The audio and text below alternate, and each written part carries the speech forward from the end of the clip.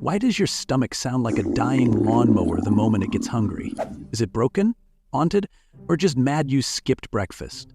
Here's the truth. Your stomach doesn't just sit there waiting for food. It's working, bro. Even when it's empty, it's like, let me clean up in here. So it starts squeezing air and leftover crumbs together.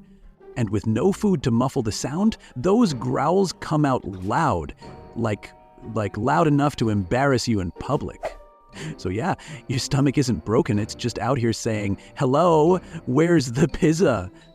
Now you know. Feed it or it'll embarrass you again.